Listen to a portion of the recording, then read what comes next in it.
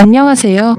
저는 강원도에 살고 있는 새아이의 엄마인 40대 여성입니다. 원래는 서울에 살고 있었는데요. 작년부터 강원도로 내려와서 자리를 잡았습니다.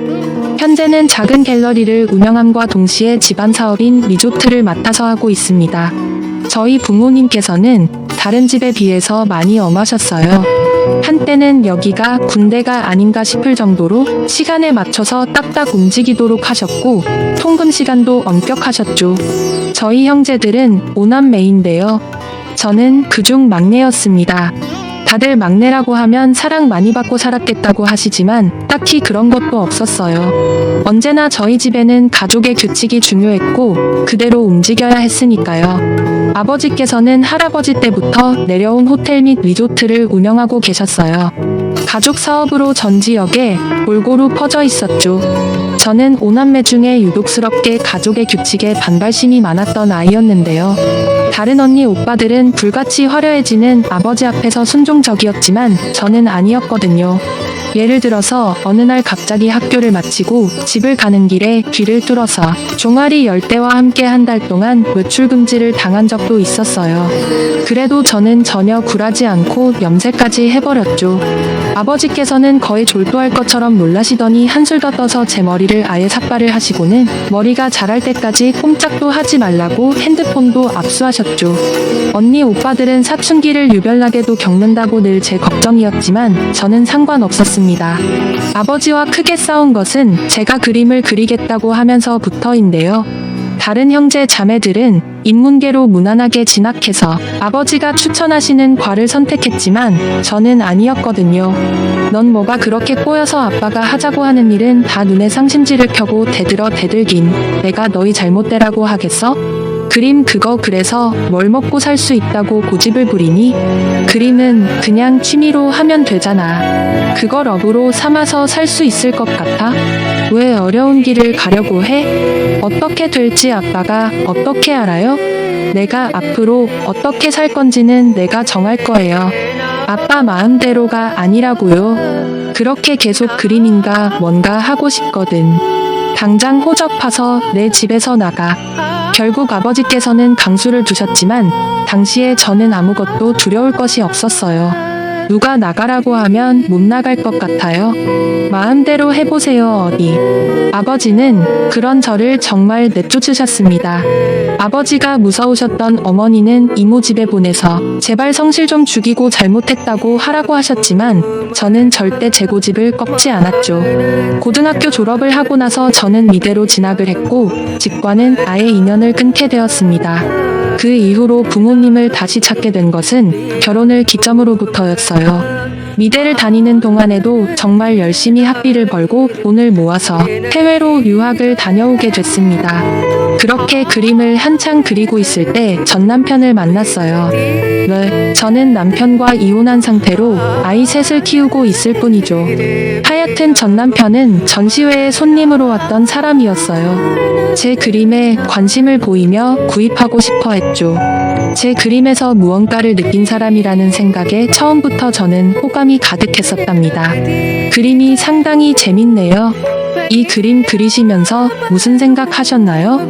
저는 이 그림에 담긴 이야기가 궁금하네요. 전시회장에 오시는 분들 중에 이런 이야기를 하시는 분은 없었던 터라 저는 기쁜 마음으로 당시 그리면서 느꼈던 감정과 상황, 이런 것들을 이야기했어요. 그리고 정말 제가 그리고 싶었던 것이 무엇이었는지 관해 이야기를 나눴죠. 정말 특별한 순간이었어요. 그날 이후로도 다른 전시회에서도 전 남편을 만났습니다. 같이 작품을 감상하면서 참 매력적인 사람이라고 생각이 들었죠. 비록 저와는 반대의 성향이 강했지만 말이에요. 저는 즉흥적인 것이 강한 편이라면 전 남편은 모든 것이 계획적이어야만 해요. 같이 물건을 사러 가도 저는 영수증을 모으지 않았는데 전 남편은 하나하나 싹 모아서 늘 기록을 했죠. 죽었다 깨어나도 저는 할 수 없는 일을 전 남편은 너무나도 자연스럽게 하고 있었어요. 당시에는 그런 모습마저도 너무 좋았습니다. 데이트를 해도 늘 계획을 완벽하게 준비했죠. 물론 그대로 이루어지지는 않았어요. 제가 중간에 다른 길로 빠지기도 했었거든요. 그랬더니 나중에는 그런 것까지도 다 계산해서 움직이더라고요. 그 모습이 제 눈에는 무척이나 카리스마 있어 보였습니다. 물론 전 남편은 계획을 세울 때도 혼자서 이것저것 결정하지는 않았어요. 늘 제게 이렇게 가는 것이 어떠냐고 동의를 구했죠.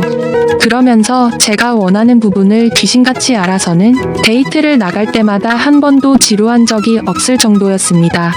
그래서 저는 이 남자와의 결혼에 확신을 가졌죠. 시댁에 인사를 갔을 때는 정말이지 심장이 입 밖으로 튀어나온다는 느낌이 이런 거구나 싶었습니다.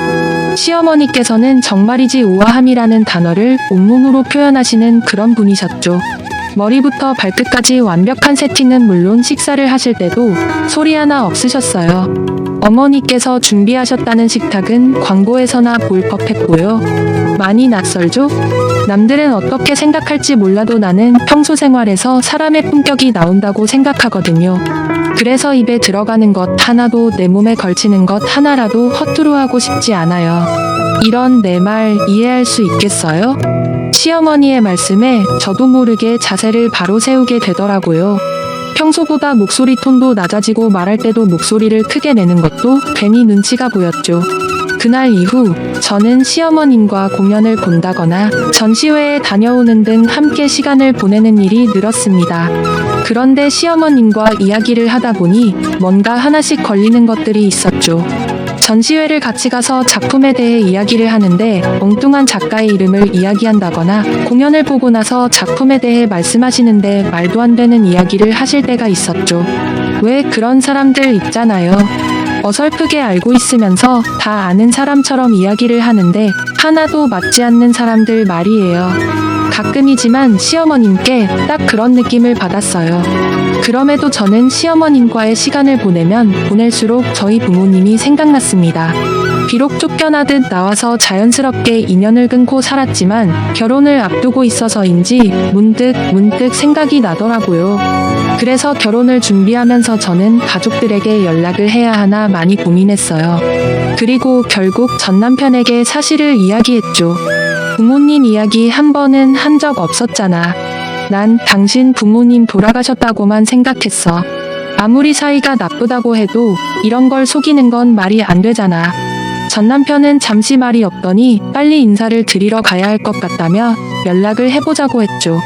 제가 오물주물하며 대답을 못하고 있자 전 남편은 제 고집은 분명 아버지에게 물려받았을 것이라고 말하면서 하루라도 빨리 연락을 드리라고 했어요. 아버지께 연락을 하기 전까지 제가 얼마나 긴장을 했는지 몰라요. 혹시나 전화를 받지도 않으시면 어떻게 하지? 받고 바로 끊어버리시면? 그런 자식 없다고 하시면 어떻게 해야 하나 오만 가지 생각이 머릿속에 가득했죠. 하지만 이 모든 걱정들이 무색하게도 아버지께서는 마치 어제 전화를 하고 또 하는 자식을 대하듯이 너무나도 자연스럽게 제 이름을 불러주셨어요. 나중에 알았지만 아버지께서는 제가 하는 전시회도 몰래 왔다 가실 정도로 저를 지켜보셨더라고요. 차마 나서지는 못하셨지만 말이죠. 저는 결혼할 남자를 인사시키고 싶다고 말씀드렸어요. 당시 아버지는 인천 쪽에 새로운 건물을 올리시는 중이라 어머니와 함께 서울에 계셨기에 당장 그러자고 하셨죠. 남자친구를 처음 보고 난 후 아버지께서는 마음에 들어하는 눈치가 아니셨어요. 제가 어땠냐고 물어도 한 번 봐서 사람을 어떻게 아느냐고 했지만 이상하게 거리감을 두시면서 불편해하는 눈치셨죠. 아직 30이 되지 않았는데 무슨 벌써 결혼이야? 꼭 저 남자랑 해야 돼. 그렇게 하고 싶어. 좋은 사람이고 제가 갖지 못한 것을 갖고 있는 사람이에요. 둘이 함께 있으면 편안하고 행복해요. 그리고 결혼하고 싶은 사람이 있는데 왜 미뤄야 돼요? 아버지께서는 이번에도 제 고집을 꺾지 못하시고 결국 결혼을 축하해 주셨죠. 전 남편은 결혼식을 크게 하면서 많은 분들께 축복을 받고 싶다고 했지만 저는 반대였어요. 결혼은 우리 두 사람이 서로 함께 하기로 약속하는 자리잖아. 굳이 사람들을 잔뜩 부를 필요가 있어? 잘 알지도 못하는 사람들이 우리를 얼마나 축하한다고. 그래도 좋은 날인데 그 행복한 기분을 많은 사람들과 나누는 것도 나쁘지 않잖아. 전 남편의 말이 이해는 되었지만 저는 끝까지 크게 하고 싶지 않다고 말했죠. 사실 저는 남편에게 부모님이 하시는 일에 관해 일체 말하지 않았어요. 두 분이 얼마나 돈이 많은지 운영하고 계시는 리조트가 몇 개인지 그런 것들이 제게는 중요하지 않았거든요. 그것들은 모두 부모님의 재산이지 저의 것이 아니었으니까요. 하지만 제가 결혼을 한다고 알리기 시작하면 몰려드는 손님들의 수가 어마어마할 것이 불보듯 뻔한데 그 중에서 과연 저희의 결혼을 진심으로 축복하려는 사람이 얼마나 되겠나 싶더라고요. 그래서 끝까지 반대를 해서 규모를 축소시켰죠. 처음 제가 원했던 만큼은 아니었지만 말이에요. 전 남편은 그럼에도 미련이 남은 모양인지 마지막까지 저를 위해서였다고 이야기하더라고요. 결혼을 하고 나서도 전 남편은 딱히 달라진 점이 없었어요. 숫자에 약한 저를 대신해서 통장을 관리했고 저는 필요한 만큼 전 남편에게 받아서 사용했죠. 물론 아껴 써야 한다고 잔소리를 듣기도 했지만 딱히 불편하지는 않았어요. 워낙 금전적으로는 관심을 두지 않는 편이라서 당시에 전 남편이 책임져 준다면 그만큼 편한 게 어디 있겠나 생각뿐이었죠. 그런데 이것이 점점 시간이 지날수록 묘한 기분이 들기 시작했어요. 특히 아이가 태어나고 나서는 전 남편의 이런 꼼꼼함이 숨막힐 때가 많았죠.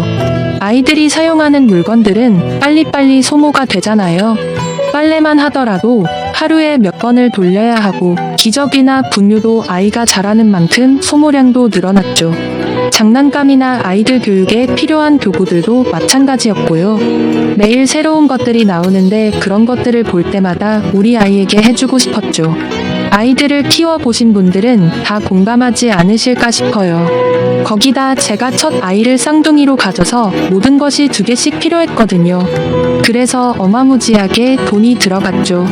그러자 전 남편의 태도가 아예 달라졌어요. 제가 뭐라도 하려고 하면 무조건 안 된다고 하더라고요. 여보, 하루 종일 2아이 교대로 안고 있으면 소목이 떨어져 나갈 것 같아서 하나 사겠다는데 너무하잖아. 보호대라고 해서 특별한 것도 아니야. 내가 붕대 감는 방법 링크 보내줄 테니까 그걸로 해봐. 솔직히 너무 서운하고 화가 나서 따지기도 했지만 전 남편이 하나도 아니고 2을 갑자기 키워야 하는데 갑자기 들어가는 돈을 어떻게 다 감당하겠느냐고 조금만 아껴보자는 말에 결국은 화를 가라앉히고 넘어갔답니다. 지금 생각해보면 제가 미련했던 거죠. 전 남편은 그때부터 제가 하는 것들에 사사건건 간섭을 하며 잔소리를 하기 시작했어요. 그 끝에는 늘 우리 가족을 위해서다. 아이들을 좀 더 좋은 환경에서 키우고 싶기 때문이다. 부모인 우리가 노력하지 않으면 어떻게 하겠느냐 등의 말로 저를 달랬어요. 그러면 저는 발끈하다가도 불편함을 조금만 참으면 되겠거니 싶어서 알겠다고 말했죠. 제 이야기를 들은 바로 첫째 언니는 어릴 때는 그렇게 아버지가 하시는 말씀에 바락바락 대들면서 말대꾸 하더니 전 남편이 하는 말에는 알겠다고 대답하는 제가 낯설다고까지 했죠. 그 뒤로도 우리 부부는 금전적인 문제를 가지고 다투는 일이 생겼어요.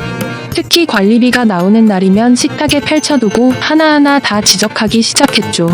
여보, 온수가 지난달보다 양이 왜 이렇게 늘었어? 아니, 이번 달은 30일까지 있는데 그럼 더 적게 나와야 되는 거 아니야? 이게 말이 안 되잖아. 그리고 전기세는 이게 뭐야? 전기세도 올랐네? 도대체 당신 집에서 뭘 했길래 이렇게 오른 거야? 전 남편은 올랐다고 해도 고작 몇백 원 차이인데도 불구하고 이유가 뭐냐며 제게 꼬치꼬치 캐물었죠. 여보, 고작이라고 생각하면 안 되지. 정말 찰나잖아. 뭔가 액션을 취하기 전에 생각을 한 번만 더 해보면 되는 일인데 자기는 그게 왜 부족해? 왜 그 한 번을 매번 놓치는 거야? 정말이지. 연애할 때는 이런 남자였나 싶었던 순간이 한두 번이 아니었답니다. 솔직히 같은 평수에 비해서 관리비가 적게 나온 것이라고 적혀 있음에도 남편은 무슨 잔소리를 못해서 죽은 귀신이라도 붙은 사람처럼 저를 몰아붙였죠. 당연히 저는 그런 전 남편을 이해할 수 없었습니다. 여러분이라면 어떠실 것 같으세요? 이런 남자가 정상으로 보이십니까? 저는 이 정도 차이 나는 것이 무슨 문제냐고 몇만 원씩 달라지는 것도 아닌데 너무 깐깐하게 나오는 것 아니냐고 따졌죠. 제가 너무 거세게 나갔는지 전 남편은 잠시 물구러미 저를 보더니 아까와는 전혀 다른 목소리로 제게 말했어요. 조금 금액을 괜찮다고 여기다 보면 점점 그 숫자가 커져서 나중에는 몇천 원, 몇만 원 돼도 괜찮다고 넘어갈 수 있으니까 그러지. 지금부터 습관을 바꿔보자 뭐 그런 취지에서 하는 말인데 왜 그렇게 화를 내고 그래? 내가 너무 정색하고 말해서 그래? 미안해 내가 나빴네. 말투를 괜히 그렇게 써서 우리 여보 오해만 하게 만들걸. 여보 그래도 내 마음은 그게 아닌 거 알지? 전 남편이 이렇게 나오자 오히려 괜히 짜증을 내고 있던 제가 바보가 된 것 같은 기분이었어요. 정말 별것도 아닌 일에 발끈하는 사람이 되어버렸죠. 저만 나쁜 사람이 된 것 같은 기분이 썩 좋지 않았습니다. 시댁에서는 한 달에 한 번 꼭 식사 모임을 가졌는데요. 항상 사전에 가게를 예약해서 움직였어요.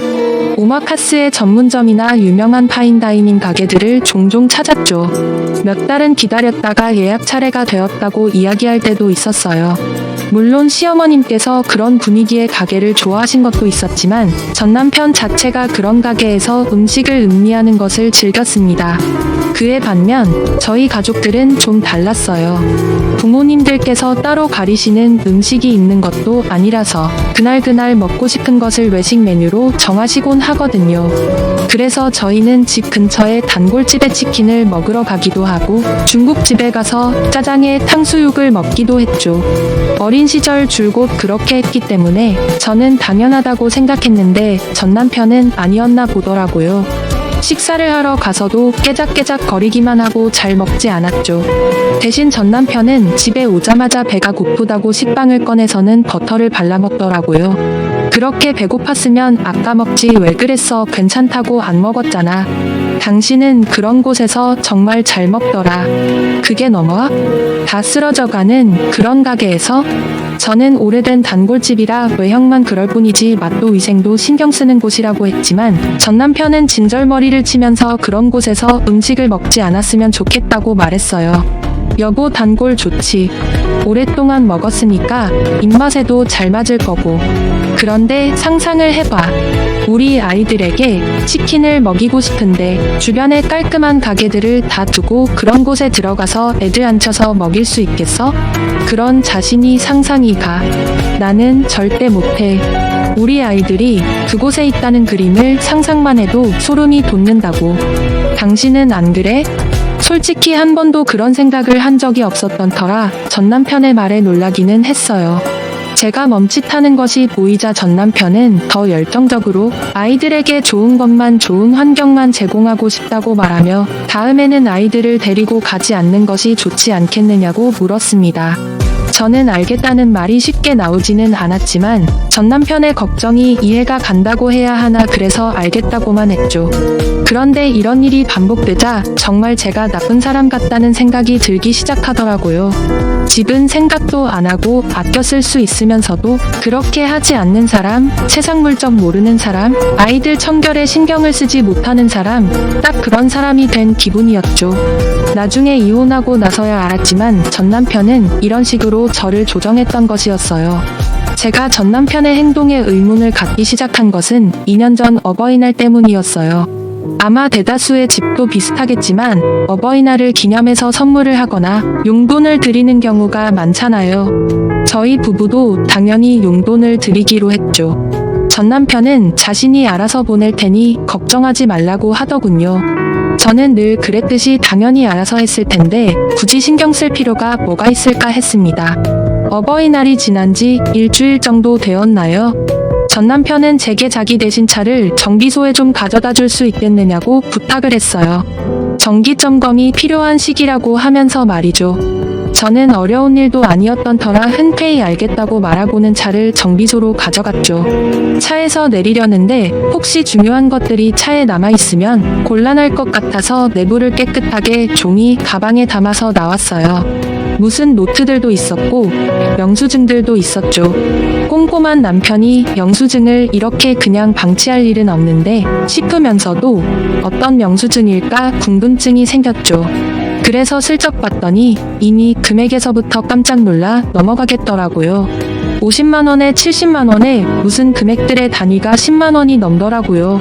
너무 놀란 저는 영수증의 출처를 확인했어요. 그랬더니 다들 술집이더군요. 저에게 그렇게 아껴 써야 한다고 하던 전 남편이 따로 이렇게 술집에서 돈을 펑펑 쓰고 있었다고 생각하니 기분이 상하더라고요. 저는 노트를 펼쳤습니다.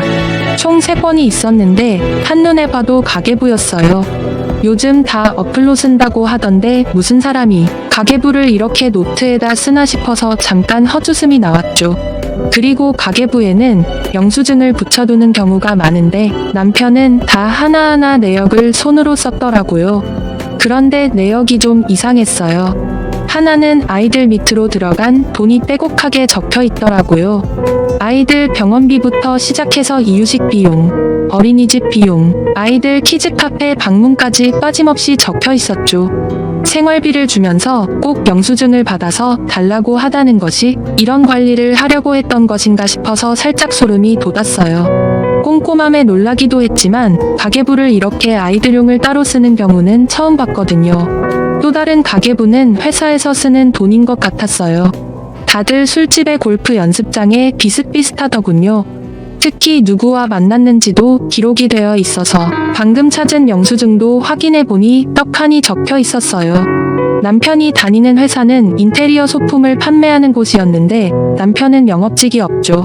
그러다 보니 사람들을 만날 일이 많았습니다. 노트에 적힌 사람들 중 일부는 저도 아는 사람들이었어요. 저희 아버지와 오래된 친구도 계셨고 아버지 밑에서 일하시는 분도 있었죠. 제가 본 금액은 그나마 노트에 적힌 것에 비하면 적은 편이었어요. 도대체 무슨 접대를 하면 이렇게 될 수 있나 싶었습니다. 저는 마지막 노트를 펼쳐보고는 너무 놀라서 숨을 제대로 쉴 수가 없었습니다. 그 노트에는 그동안 시댁과 처가에 들어간 돈이 적혀 있었죠. 달마다 보내드리는 용돈과 기념일이나 명절을 챙기는 금액, 그리고 그 중에는 선물도 적혀 있었어요. 물론 이런 내역 자체를 따로 적는다는 것에 놀라기도 했지만 진짜 제가 놀랐던 점은 그 금액이었어요. 결혼 이후 시댁에는 매달 100만원씩 드리고 있더군요. 그런데 저희 집에는 아무것도 없었어요. 그리고 가장 최근에 있었던 어버이날에는 시댁에 무려 300만원을 드렸으면서 저희 집에는 고작 30만원을 용돈이라고 드렸더군요. 어처구니가 없었습니다. 한두 푼 차이 나는 것도 아니고 무려 10배의 차이라니. 이렇게 차이나게 용돈을 드리고 있었다는 것이 믿겨지지가 않았죠. 저는 노트를 앞으로 넘기며 이전에는 어땠는지 확인했어요. 명절에도 생신에도 금액은 늘 그대로더군요. 저는 노트를 갈기갈기 찢어버리고 싶다는 생각이 들었지만 꼭 참고는 남들이 볼까 빠르게 3권을 사진을 찍었어요. 집에 돌아온 저는 손이 떨리고 할 말이 없었습니다. 물론 전 남편에 대한 원망도 있었지만 저 자신을 향한 분노가 컸어요. 단순하게 귀찮다는 이유 하나만으로 나 몰라라 하고 있으면서 전 남편이 마음대로 하게 뒀다는 사실이 기가 막혔죠. 그동안 뭐 했나 싶기도 했고요. 그날 저녁 전 남편이 차량 정비는 어떻게 되었느냐고 묻는데 표정 관리하는 것이 너무 힘들었어요. 저는 애써 무덤덤한 척하려고 노력했죠. 당장이라도 이게 뭐냐고 따지고 싶은 마음은 굴뚝 같았지만 그냥 덤벼들었다가는 평소처럼 저만 나쁜 사람이 되고 끝날 것 같은 기분이었어요. 그래서 그 가계부가 의미하는 것이 뭔지 파악하고 나서 이야기하려고 했죠. 하지만 세상살이가 그렇듯이 다 마음대로 되는 것은 아니잖아요. 저의 다짐과는 상관없이 일은 터져버렸어요. 전 남편은 회사에서 좋은 고기를 싸게 구입할 수 있는 기회가 있어서 샀다면서 아이스박스를 3개나 들고 퇴근했어요. 하나는 우리가 먹고 나머지는 시댁과 친정에 드리면 된다고 했죠. 거기 이름 적어뒀으니까 여보가 시간 날 때 좀 가져다 드려. 괜찮지? 저는 고개를 끄덕이다가 뭔가 싸한 기분이 들었어요. 전 남편은 우리 집 아이스박스 하나를 뜯더니 우리 가족들 먹을 것이라고 하면서 고기를 보여주더군요. 마블릭이 환상인 한우였어요. 부위별로 다양하게 먹을 수 있도록 되어 있었죠. 흔히들 많이 보는 부위부터 특수 부위라고 해서 낯선 부위까지 모두 들어있었죠. 여보 여기 마블링 좀 봐 예술이지 않아. 이런 건 석쇠에다가 구워 먹어도 좋지만 철판 요리 해 먹으면 진짜 맛있을 거야.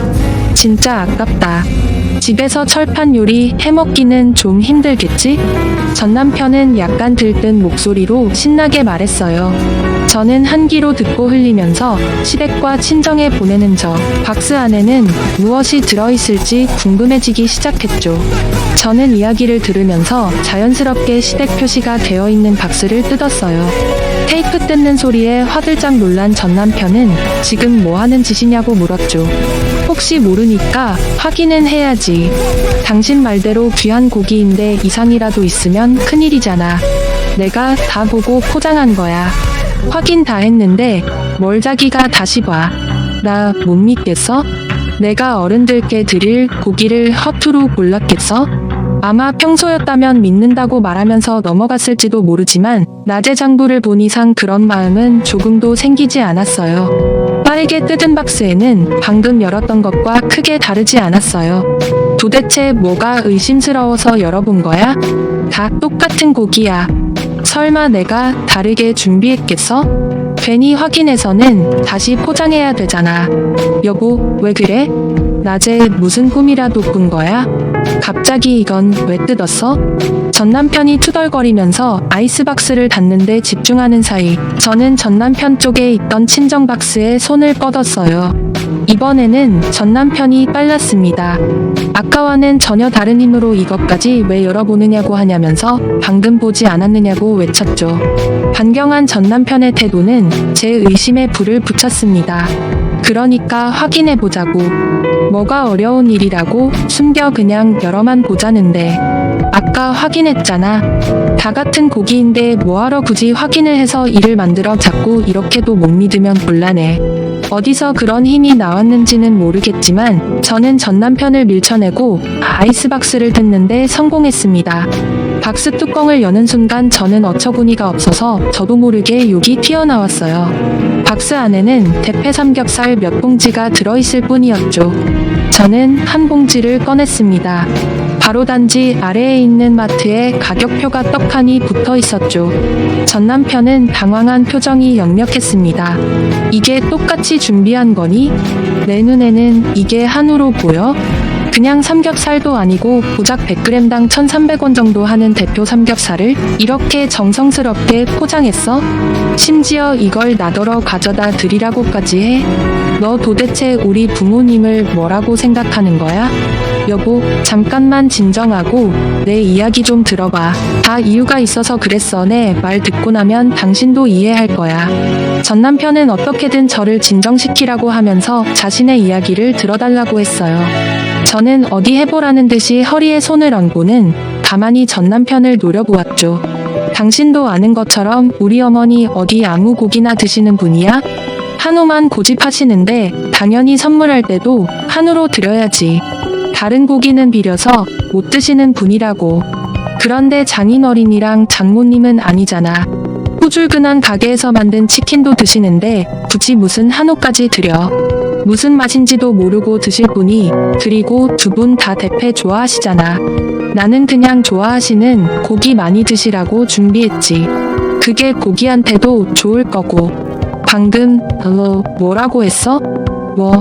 고기 맛도 모르고 드셔? 우리 부모님이 한우 드시면 그건 한우한테 죄짓는 일이냐? 어떻게 말을 그렇게 해? 우리 엄마고 아빠야. 당신 장인 장모고 우리 아이들 외할아버지 외할머니라고. 그런 분한테 어떻게 그런 말을 하냐고. 여보, 잘 생각해봐. 실제로 두 분은 대패 삼겹살을 사다 드려도 좋다고 드실 분들이야. 딱 그 수준이신 거지. 예를 들어서 우리 아이들이 이제 겨우 한글을 읽고 쓰는데 갑자기 대학교 전공서적을 주면 되겠어? 안 되겠지? 그런 마음으로 내가 준비한 거야. 여보가 내 마음 몰라주면 나 많이 서운해. 저는 전 남편의 어처구니 없는 비교에 더 화가 났습니다. 입술이 파르르 떨리는 것이 느껴질 정도로 화가 났죠. 이 남자는 지금 자신이 무슨 이야기를 하고 있는지 알고는 있을지 그게 의문이었어요. 제가 잠자마자 전 남편은 자신의 이야기에 동조한다고 생각을 한 건지 제 어깨를 감싸 안고는 조용히 다독이며 말했습니다. 여보, 우리 솔직해지자고. 우리 어머니하고 장인 장모님하고 누가 봐도 레벨 차이가 나잖아. 외모는 물론이고 평소에 하고 다니시는 것들 그리고 말씀하시는 것까지. 요즘 세상에 돈만 있으면 다 된다고 하지만 나는 그래. 돈도 쓸 때가 따로 있는 거고 그 쓸 때도 격조에 맞게 수준에 맞게 써야지. 그래야 그게 정말 제대로 썼다고 생각해. 당신 내 말 이해하지? 전 남편이 손이 닿은 곳에 마치 벌레가 기어가는 것 같이 기분 나쁘고 소름이 돋았습니다. 저는 전 남편의 팔을 뿌리치고는 그대로 그의 뺨을 내리쳤습니다. 집안 가득히 철썩하는 소리가 들렸죠. 전 남편은 믿을 수 없다는 표정을 지으며 입만 벌리고 있었습니다. 저는 다른 쪽도 마저 내리치려고 손을 들었어요. 그러자 전 남편이 제 손목을 붙들고는 무서운 얼굴로 지금 뭐 하는 짓이냐고 소리를 질렀죠. 격조? 그래, 너는 그렇게 사람이 격조가 있어서 어른을 그따위로 대하니? 레벨 차이 내가 우리 부모님에 대해서 뭘 안다고 그런 소리를 나불거리고 있어. 보이는 게 다라고 생각하면 천만의 말씀이야. 너 크게 후회하게 될 거야. 알아? 전 남편은 제 말이 우습다는 듯이 어깨까지 들썩거리며 웃더니 저더러 뭘 할 수 있느냐고 물었어요. 무슨 리조트 펜션? 어디 붙어 있는지도 제대로 말 못할 그런 거 하나 음영한다고 뭐라도 되는 것 같아? 진짜 내가 이래서 결혼을 망설였는데 그래도 가르치면 사람 구실하겠거니 싶어서 걷어줬더니 하는 행동이 고작 내 얼굴에 손을 올려? 어릴 때 쫓겨나서 아무리 본데 없이 잘한다고 했지만 진짜 이런 것까지 가르쳐야 되겠냐? 저는 마치 제가 학생이라도 되는 것처럼 말하는 전 남편을 보자 더 이상은 이곳에 있을 수가 없었어요. 저는 앞으로 나도 아이들도 볼 생각하지 말라고 말하고는 급한 것만 챙겨서 집을 나왔습니다. 전 남편은 이대로 나가면 정말 자기랑 다시는 볼 수 없다고 말하면서 아이들 역시 다시 볼 수 없을 것이라고 말했습니다. 저는 소송을 해서라도 아이들은 제가 키우겠다고 소리를 지르고는 그대로 나왔어요. 저는 흥분을 최대한 가라앉히려고 노력했지만 핸들을 쥐고 있는 손은 부들부들 떨리고 있었죠. 그날 그렇게 집을 나선 저는 큰오빠 네 집으로 갔습니다. 아이들이 조카들과 수영장에서 놀고 와서는 그대로 뻗었다고 연락을 받았거든요.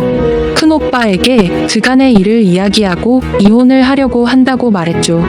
잠시 놀란 표정을 짓던 오빠는 묵묵히 어깨만 두드려주고는 편하게 있으라고 하더라고요.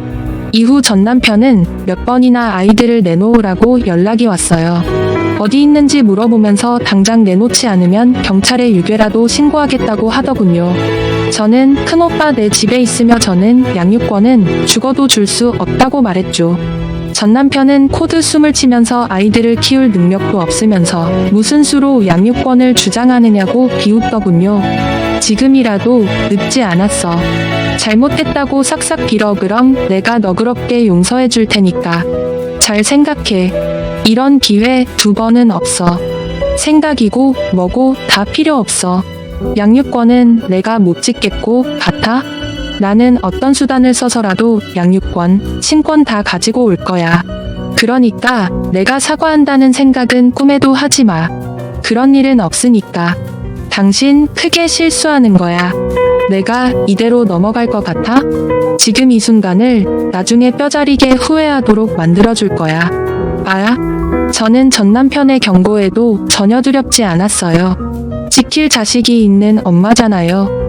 소중한 사람이 있는데 뭐가 두렵겠어요. 저는 전력을 다해서 아이들을 지키겠다고 다짐하고는 당장의 변호사를 찾아가서 소송 준비를 시작했죠. 아이에게 안정감을 줄 수 있어야 하는 것은 물론 경제적인 문제도 중요하게 작용한다고 하더군요. 프리랜서가 아닌 제대로 된 직장을 가질 필요가 있다는 말씀이셨죠. 저는 결혼 이후에도 꾸준히 연락하고 있던 언니에게 연락을 했어요. 강릉에 있는 선배인데 저한테 갤러리 좀 맡아서 운영해달라고 몇 번이나 말을 했었거든요. 저는 바로 강릉으로 내려가겠다고 말했죠. 나름 조용히 해결하라고 했지만 꼬리가 길면 밟힌다고 부모님께 들킬 수밖에 없었습니다. 아버지께서는 잔뜩 화가 나신 얼굴로 어떻게 하고 싶으냐고 물어보셨어요. 강릉까지 내려갈 생각이냐? 애들이랑 다 같이. 아버지께서는 눈을 감고 한동안 손가락으로 탁자를 톡톡 치며 생각에 잠기셨죠. 저는 무슨 생각을 하고 계실지 조금도 짐작이 가지 않았습니다. 강릉에 리조트 3개가 있다. 그거 내가 맡아라. 경제권이 중요하다며? 그럼 확실하게 눌러줘야지. 감히 내 딸한테 아이들 뺏어갈 생각조차 못하게. 그리고 변호사는 당장 박관에 일 봐주는 사람 있다. 연락해뒀으니깐. 변호사 일은 감사하지만 아버지 저 사업이랑은 거리가 먼 사람이에요. 그런 큰 일은 더더욱 못하고요. 갤러리 일로도 충분해요. 어차피 직접 거래하고 있는데요. 아버지께서는 내 딸을 뺏어갈 생각조차 못하게. 변호사 일은 감사하지만 아버지 저 사업이랑은 거리가 먼 사람이에요. 큰일은 더더욱 못하고요. 갤러리 일로도 충분해요. 어차피 직접 관리하는 사람은 다 따로 있어. 실무자들이 일 잘하도록 챙겨주기만 하면 되는데 뭐가 어렵다고 그래. 그리고 이번 기회에 배워보면 되지. 해보지도 않고 지레 겁부터 먹는 게냐? 그런 생각으로 자식은 어떻게 지키려고? 그리고 그놈한테 뭐라도 돌려줘야 될 거 아니야. 바보같이 가만히 있을 생각이야? 저는 감사하다는 말씀을 드리고는 아버지께 따로 이야기를 좀 하고 싶다고 말씀드렸어요. 아버지는 저를 안쪽 서재로 부르셨죠. 저는 전 남편의 가계부 중에서 회사 일과 관련되는 것으로 추측되는 것을 보여드렸어요. 아버지는 한참을 보시더니 좀 이상하다고 하시면서 그 장부에 적힌 이름을 하나 짚으시더니 직접 물어보자고 하셨죠. 저는 이렇게까지 도움을 받을 수 있을 거라고는 생각해보지 않았기에 살짝 긴장이 되었어요. 1시간 정도 지났을까요? 큰오빠 또래의 남자가 들어왔어요. 아버지께서는 가타부타 아무런 말씀을 하지 않으셨죠. 저더러 궁금한 것이 있으면 물어보라고만 하셨어요. 저는 장부의 사진을 보여주면서 여기 적힌 금액이 의미하는 게 무엇이냐고 물었습니다. 그 남자는 눈에 띄게 당황하더니 도대체 그 사진은 어디서 난 것이냐고 물었죠. 남편 차에서 발견한 장부를 찍어줬어요. 이 숫자들 의미하는 게 여기 적힌 대로 골프 연습장이나 술집에서 사용한 금액 아닌 거죠? 지금 이렇게 놀라시는 것 보니 다른 의미가 더 있는 거네요. 남자분은 이런 장부를 따로 두고 있었냐며 그럼 그렇지 호락호락한 놈은 아니었다고 중얼거렸죠. 아버지께서는 솔직하게 다 털어놓는 것이 좋을 것이라며 옆에서 거들어 주셨죠. 그분이 알려주신 이야기는 너무나도 어이가 없었어요. 그 장부는 회사 일과 관련된 것은 맞았어요. 다만 거기 적힌 것은 평범한 접대비가 아니었죠. 사업을 따내기 위해서 오고 간 더러운 뒷돈과도 연관이 있었어요. 단가와 몇백만 원 아래인 것들은 진짜 접대한 것이 분명하고 단위가 큰 것들은 아마 뇌물이 오고 간 정황이었죠. 골프 연습장이나 술집도 다 의미가 있을 것이라는 사실마저도 제게 말씀해 주셨죠. 저는 아버지께 아무래도 검찰을 만나봐야겠다고 했어요. 아버지는 변호사의 도움을 받아서 해결하라고 하시면서 그 사이에 본인도 일을 하나 해야겠다고 하시더라고요. 무슨 속셈이냐고 물었지만 아버지께서는 그냥 딸아이 마음에 상처 준 사위에게 본때를 보여주고 싶을 뿐이라고 하시면서 그냥 저에게는 소송 관련만 집중하라고 말씀하셨어요. 아버지께서 어떤 일을 꾸미시는지 알게 되기까지는 그리 오랜 시간이 걸리지 않았습니다. 어떻게 제가 있는 곳을 알았는지 강릉의 갤러리로 찾아왔더라고요. 수염도 안 깎았는지 지저분한 모습이었죠. 저는 무슨 낯짝으로 여기를 오냐고 했지만 전 남편은 다짜고짜 정체가 뭐냐고 소리를 질렀어요. 저는 어디서 소리를 지르냐며 갤러리 뒤편으로 전 남편을 데리고 갔어요. 너 정체가 뭐야? K리조트 사장님과는 어떻게 아는 사이야? M호텔은 S리조트는 거기를 내가 어떻게 다 알고 있는 건데? 너랑 무슨 관계야? 전 남편의 입에서 나오는 호텔이며 리조트의 이름은 전부 다 아버지가 관리하는 곳이었어요. 저는 무엇 때문에 궁금해하는지 물었지만 전 남편은 미친 사람처럼 제 팔을 쥐고 흔들면서 빨리 이야기하라고 닭다리였죠. 어제까지 멀쩡하게 계약했던 곳들인데 다들 약속이라도 한 것처럼 계약 해지 요구한단 말이야. 다들 당신 때문이라고 하는데 당신 나한테 뭐 숨기는 거 있어? 그제야 저는 아버지가 준비하신 일이 무엇인지 알 것 같았어요. 리조트 내부에 들어가는 소품들을 아버지께서는 알게 모르게 전 남편을 통해서 계약을 하고 계셨거든요. 사위 어깨에 힘주고 다니라는 뜻에서 하셨는데 이제는 헤어지게 되었으니 더 이상 그럴 필요가 없어진 거지겠죠. 저는 피식 웃으며 말했습니다. 숨기는 건 있지. 굳이 말할 필요가 없어서 이야기 못했던 사실 있어. 왜? 알고 싶어. 당신이 말하는 리조트며 호텔들 다 누구 소유인 줄 알아? 그거 전부 다 우리 아버지 소유야. 당신이 레벨이 어떻고 품격이니 격존이 이야기하면서 무시했던 우리 아버지 소유라고. 되터? 지금 그게 무슨 말이야? 다 장인 어른 소유라니. 그 많은 리조트며 호텔들이 전부 이제 와서 내가 뭘 더 숨겨야 하는데? 왜? 안 믿겨? 그럼 가서 물어봐. 오너가 누군지. 직접 확인해보면 될 거 아니야. 제 말이 끝나자 전 남편은 얼굴이 밝아졌다 어두워졌다를 반복하더니 갑자기 제 손을 잡았어요. 벌레가 기어가는 것 같은 기분에 뿌리차도 봤지만 얼마나 세게 쥐고 있는지 제 손에 피가 통하지 않을 정도였죠. 여보, 내가 다 용서할게. 뭐 화가 나면 사람이 그럴 수도 있지. 앞으로 조심만 하면 되니까. 내가 아무 일도 없었던 것으로 해줄 테니까 우리 이혼 없던 걸로 하자. 우리 잘 지냈잖아. 안 그래? 지금처럼 지내면 아무 문제 없어. 그리고 장인 어른께 말 좀 전해줘. 우리 회사랑 독점 계약하자고. 너 미쳤니? 정신이 오락가락해? 지금 이 상황에서 겨우 한다는 말이 뭐 어느 때보다 멀쩡하지. 그러니까 지금 당신을 용서한다고 말하잖아. 이 순간 이후로 나는 싹 다 잊을 거야. 당신이 한 행동 어때? 고맙지? 그러니까 아버님께 가자. 어서. 저는 이 미친 인간이랑은 더 이상 대화가 되지 않겠구나 싶었어요. 저는 사람을 불러 전 남편을 끌어내라고 했죠. 하지만 전 남편은 쉽사리 끌려가지 않았어요. 자기가 이렇게 양보를 하는데 왜 이러냐고 소리를 질렀죠. 누가 양보를 해? 용서? 지금 날 용서한다고 말하는 것 자체가 당신이 제정신이 아니라는 증거야. 정말 우린 끝이야. 알겠어. 법정에서 보자. 그리고 한 가지 더. 당신이 그 회사에 있는 한 당신 회사의 제품은 절대 쓰지 않겠다고 회사에 얘기해 줄 테니까 어디 한번 잘 버텨보라고. 전 남편은 끌려가면서도 어떻게 그럴 수 있냐고 안 된다고 발버둥을 쳤죠. 하지만 저는 손톱만큼이라도 남아있는 모든 감정이 단순간에 날아가 버리는 기분이었어요. 저는 바로 검사를 찾아가서 남편이 찍었던 가계부의 사진을 넘겼어요.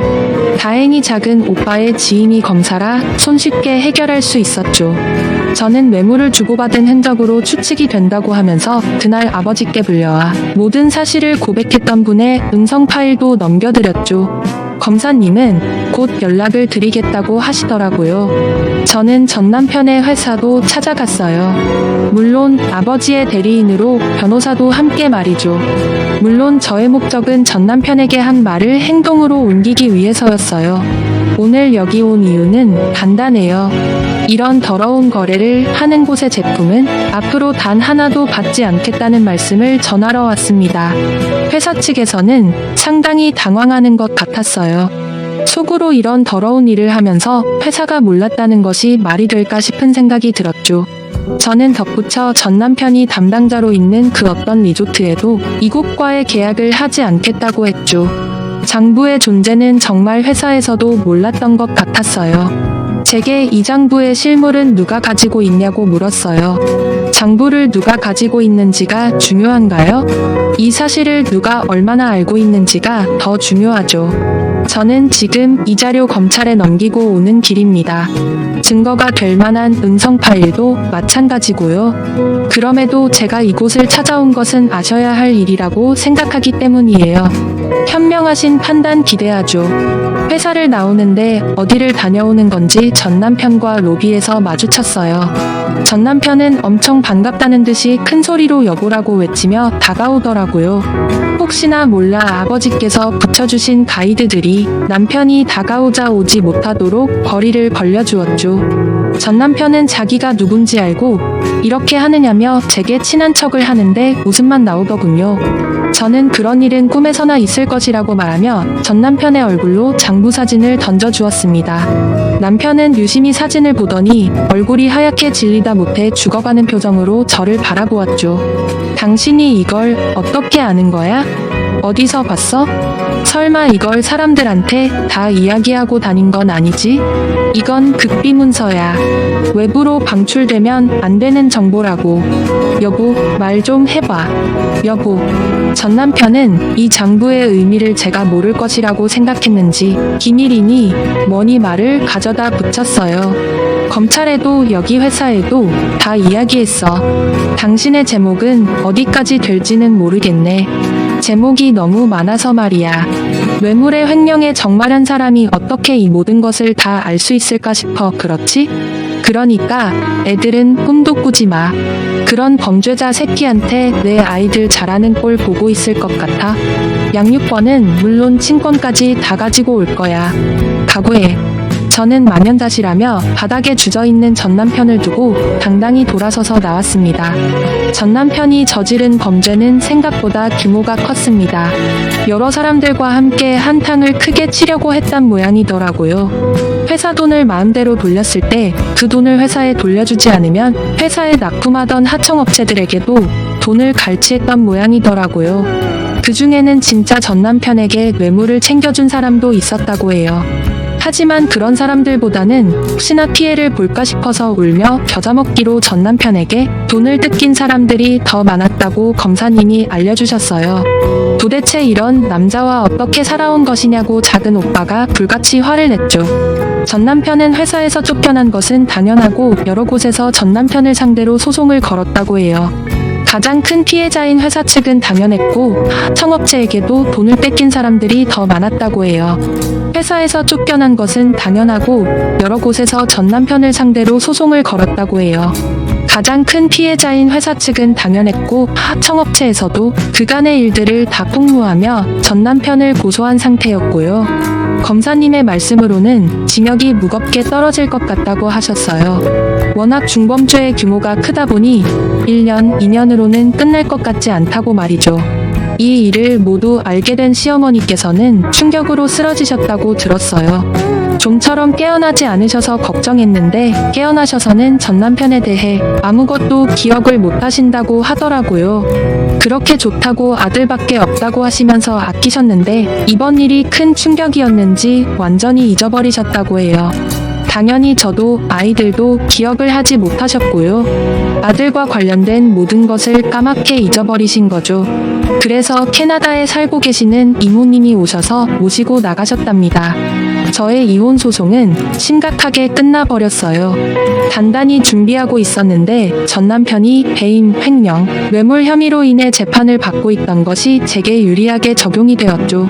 당연히 제가 장담한 대로 친권도 양육권도 다 제가 가지고 올 수 있었어요. 저는 전 남편의 흔적은 조금도 남기고 싶지 않았기에 호적 정리도 깔끔하게 했죠. 그래서 아이들이 제 성을 따를 수 있도록 했어요. 한 가지 더 놀라운 일이 있었는데요. 이 일을 준비하면서 저는 뱃속에 새 생명이 자리 잡았다는 사실을 너무 늦게 알아버렸어요. 신경 쓸 일이 많아서 5개월이 되도록 모르고 있었던 거죠. 부모님께서는 두뇌도 어떻게 자기 몸이 달라지는 것을 모를 수 있냐고 기함을 토하셨지만 당시에 저는 전 남편과의 일을 정리하는 것 외에 아무것도 생각할 겨를이 없었기 때문에 어쩔 수가 없었다고 변명을 했죠. 변호사님은 새로 태어날 아이를 포함해서 양육권과 친권을 포기한다는 서류를 다시 작성하고 전 남편에게 도장을 받아냈어요.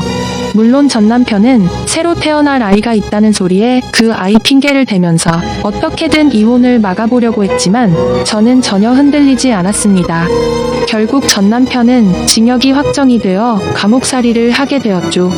다행스럽게도 이혼이 이전에 성립이 되어서 재산 분할은 챙길 수가 있었답니다. 마음 같아서는 전 남편이 벌어온 돈은 하나도 받고 싶지 않았어요. 경제력이 없는 것도 아니고 돈은 충분히 챙길 수 있었죠. 하지만 전 남편이 아빠로서 아이들에게 해줄 수 있는 마지막 일이라고 생각하고 양육비 차원에서 받아왔죠. 이렇게 파란만장했던 제 결혼 생활은 다 정리가 되었습니다.